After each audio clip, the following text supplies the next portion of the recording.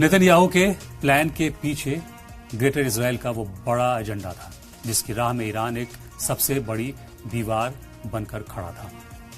Trump को यकीन दिलाया गया कि जैसे ही ईरान में तख्ता पलट होगा वहां अमेरिका और इजराइल की पसंद का हाकिम यानी कठपुतली सरकार बिठा दी जाएगी। इसके बाद ईरान के बड़े बड़े तेल के कुओं पर अमेरिका का कब्जा हो जाएगा, जो रोजाना करीब 30 लाख बैरल तेल पैदा करने की ताकत रखते हैं।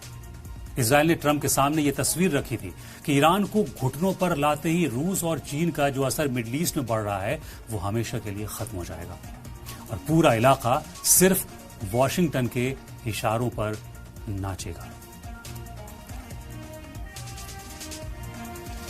इजराइल का यह दांव साल 2003 के इराक जंग जैसा था, जहां अमेरिका को लगा था कि सद्दाम हुसैन को हटाते ही सब कुछ ठीक हो जाएगा। नेतन्याहू ने ट्रंप को समझाया कि ईरान भी इराक की तरह आसानी से कंट्रोल में आ जाएगा, लेकिन हकीकत इसके बिल्कुल उलट निकली। इजराइल की जिद और ट्रंप के जोश ने अमेरिका को एक ऐसी दलदल में धकेल दिया जहां से निकलना अब नामुमकिन लग रहा है। जिस ग्रेटर इजराइल के ख्वाब के लिए ये पूरा खेल रचा गया, पूरी साजिश रची गई, आज वही ख्वाब अमेरिका के लिए एक खौफनाक मंजर बन चुका है, क्योंकि ईरान ने 4 दिन में खत्म होने के बजाय उल्टा अमेरिका के ही वजूद को चुनौती दे डाली।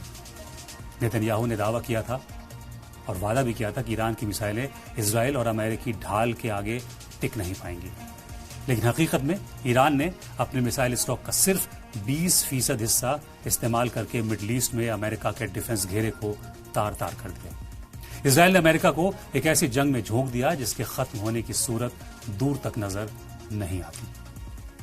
ट्रंप 28 फरवरी से 5 बार सीज फायर के इशारे दे चुके हैं, लेकिन जब भी सीज फायर की पहल करते हैं, बात करते हैं, उसके कुछ ही घंटों बाद ईरान पहले से ज्यादा खतरनाक हमला कर देता है। यानी 28 फरवरी से पहले ईरान को अमेरिका और इजराइल सिर्फ घातक समझते थे, लेकिन 28 फरवरी के बाद वो घायल भी है। ऐसे में धुरंधर 2 का वो डायलॉग बहुत मशहूर हो रहा है कि घायल हूं इसलिए घातक भी हूं। हॉर्मूज के करीब पहुंच रहे यूएसएस अब्राहम एयरक्राफ्ट कैरियर को हजारों किलोमीटर दूर भागने पर मजबूर करके ईरान शायद यही कह रहा है कि यहां आए तो डुबो देंगे।